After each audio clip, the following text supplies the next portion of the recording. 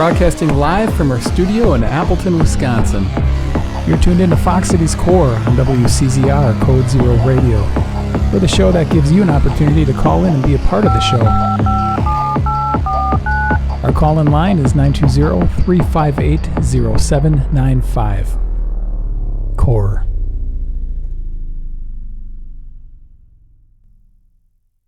I'm joined by Ian from This Handsome Stranger. Ian, how are you doing? Doing all right. How are you? Good. You had an album, well, I was on it, so I'm not going to pretend. But you had an album that came out, was it a year ago already? Over a year ago? It was just about a year, I think, yeah. And it was, what was the title? A Mix of Sun and Clouds. And that album, of course, when that was being recorded, we were also working on a second album, which is kind of like 50% done. Well, it was kind of, the whole idea was just getting stuff recorded, not for release, but. Yep. Yeah, no, I mean, we had, at least another album's worth of stuff. Not complete, but, at this point, it's going to get a little more complicated since Mr. Golde has retired from the rock and roll recording gig. Unless we can talk him into it, we'll set him up in your basement or something. He did say that he would do projects. Yeah. That he, off on the side, he's going to be getting a different board. Yep. Which, I mean, I have all the faith in the world in him. I think, to be perfectly honest, the board was fantastic. But I don't think he gives himself enough credit. I think that, a big part of why his stuff sounds so good is because he's doing it, not just because of the board.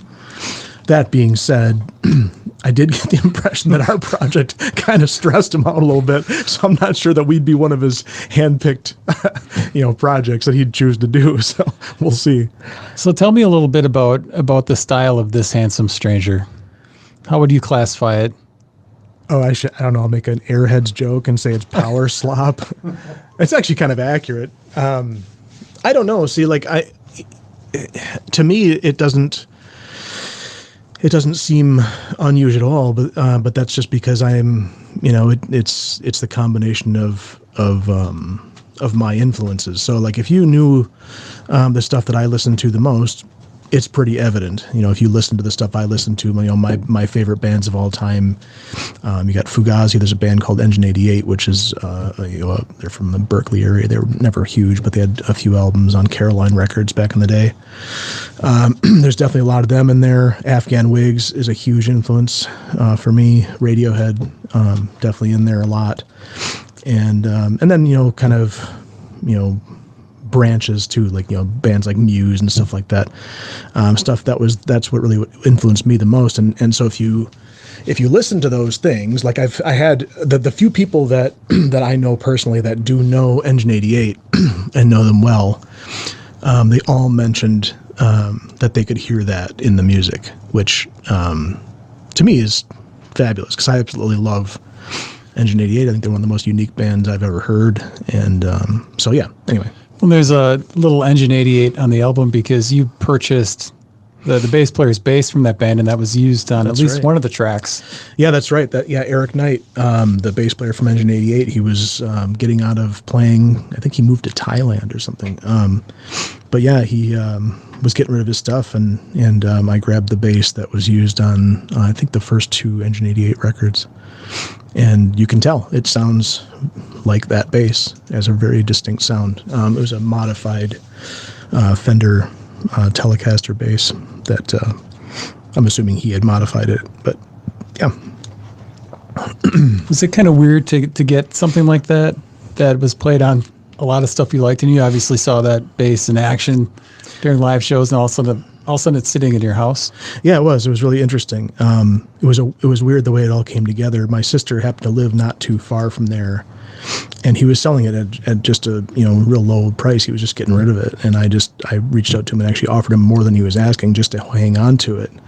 And I told him I'd get my sister to go pick it up, and she did. She got to meet him, and so that was neat.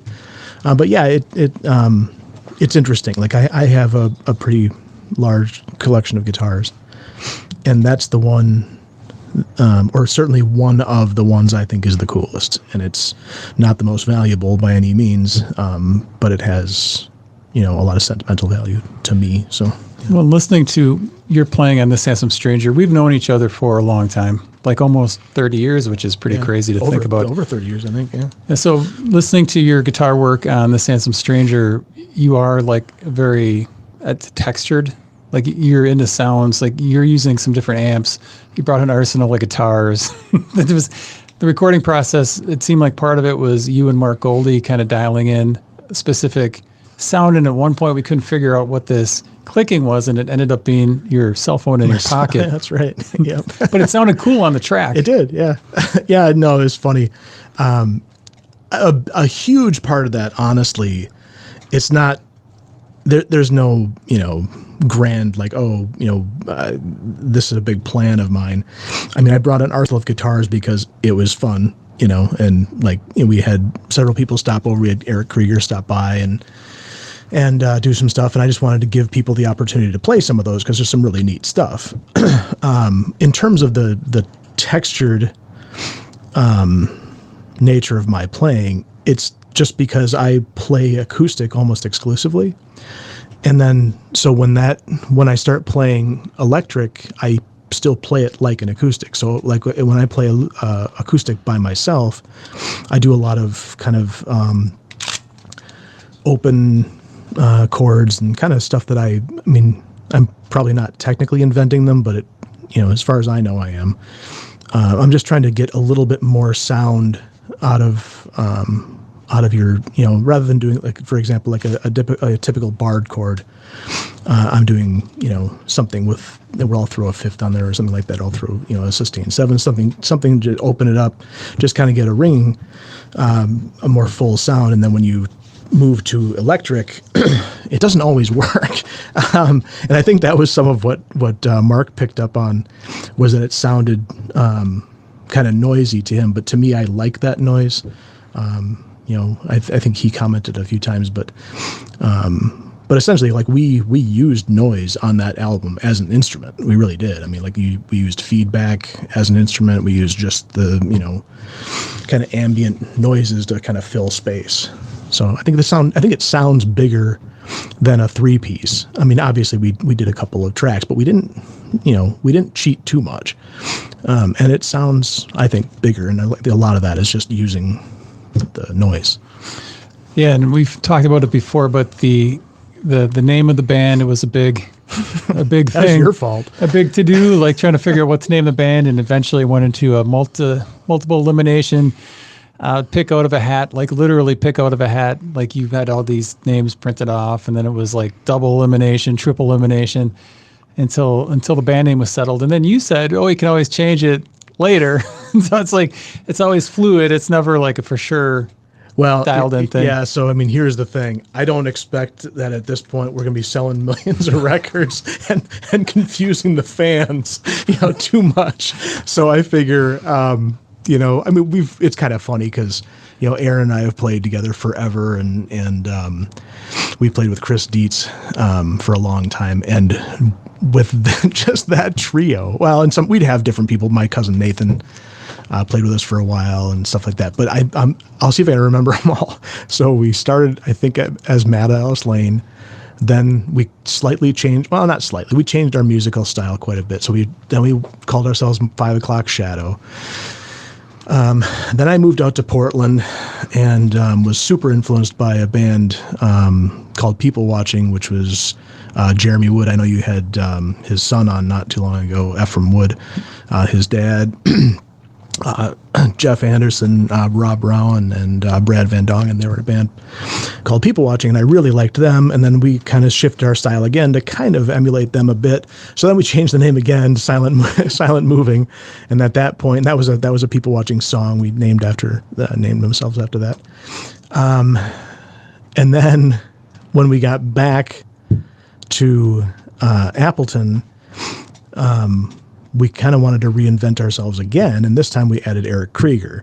And so, every time, it's funny, every time, everyone's like, oh, we're going to stick with the same name. I'm like, no, we'll come up with something else, because I don't know, to me, it's like, if you're going to change the style, if you're going to add somebody new, if you're going to make it a different thing, then make it a different thing. And so that was Surface to Air. And we almost stuck with that. But then Krieger didn't come back to play with This Handsome Stranger, and then Dietz didn't come back. And so at that point, it's like, well, you have to change the name because it's not the same guys. It's just me and Aaron. And so then we ended up with This Handsome Stranger, which I already hated the name as soon as we picked it. So we'll probably change it again when we reinvent ourselves as like a jazz fusion, whatever, folk something or other. We'll see. I got a list. I'm starting a new list of names.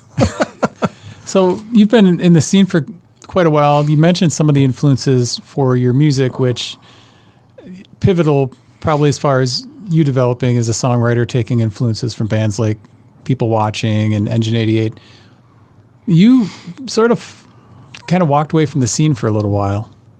Is that accurate? Yeah. I mean, kind of. I mean, there was a kind of a confluence of things that happened. I just kind of got burned out of doing it, and so yeah, I stopped playing for a while, and then I had a son, and that'll make you busy, So it just kind of happened all at the same time. I shifted my career completely. Like I was. Well, it's a long story, but I was doing something and then I completely shifted gears and started doing something else. So I started a business. And so, yeah, during that time, I just didn't play much. And then, like I said, then I had a son and that takes up your time. And so then, yeah, I mean, I just kind of, however long it was now, a few years ago, started looking at playing again, basically. It's kind of nice to get out there and play shows again. Is that part of being an artist that you enjoy it, or are you more of a studio guy? I'm much more studio. The shows are okay. I don't hate it. I hate moving equipment. Yeah. But thankfully, I'm not rocking the freaking half stack anymore or anything like that. So no, it's fun, to a point. But yeah, to me, it's always been much more about actually making the music and getting it recorded. That's more enjoyable to me personally. So even though I play on the album, I still have, like, I forget what the title was, Always Cloudy and a Chance of Rain or something like that. It's good. It's a mix of sun and clouds, which, if you just listen to the weather reports, they say it all the time. That's where I pulled that from, a mix of sun and clouds. And I'm impressed with you as a lyricist. And let me take a look at one of your lyric books, and it was full of, like, passages or phrases. And you said that you kind of carry around a book with you, and if you hear something interesting or a phrase you like, you'll write it down. I used to do that. I don't really do it anymore. Now I pretty much will type it on my phone or whatever, But yeah, I know it. Yeah, I try to do that, or I've gotten a lot of lyrics from mishearing things. Like I'll hear something I thought somebody said, or I thought a song I thought said something and it didn't.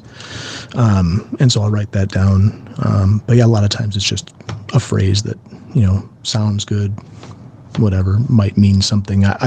I'm not, in terms of lyrics, I think, I don't know, if you'd really dig into it, I think my style it's not stream of consciousness by any means, but it's much more, kind of by the seat of my pants. I think it's more of, I don't know, like if you're gonna equate it to like, a style of writing, I'd say it's more like along the lines of like the beat poet kind of stuff, rather than like, for what I'm saying is I don't have an idea for a song and say this song is about this and I'm going to write a song about this. I know you do that. Mm-hmm. And I know a lot of people that do, and I know a lot of people that are really good at it. I'm not even sure if I could do it if I wanted to be perfectly honest. I'm always impressed by that, because it's just not something that is in my, wheelhouse. So what's the plan upcoming for This Handsome Stranger? Well, I don't know. We'll have to figure out a new name. Really, honestly, I don't have much of a plan at this point. I would like to talk to Mark and see if he's willing to do it. I don't know if he's hanging on to the building or not. I'm not sure if, is he keeping that? Yeah. That's quite the operation for just doing video out of or whatever he's doing. So, we'll see. Like I said, I think he's, much more talented than he gives himself credit for. He would always say, "Oh, it's just the board. It's just the board." And it's like, it isn't just the board. He knows what he's doing. He's got his setup in there, and he's very good at what he does. But if he doesn't want to do it, then we can find something and try something else. So. Where can people go to find out more about this handsome stranger? That's a good question. I think it's handsomemusic.com, I think. You could confirm that probably. I could check my phone. We do have a website. We're on Instagram and Facebook and stuff too. You're not going to find a lot of information, but you'll find pages that are very seldom updated on those two platforms. And I'm pretty sure it is handsomemusic.com.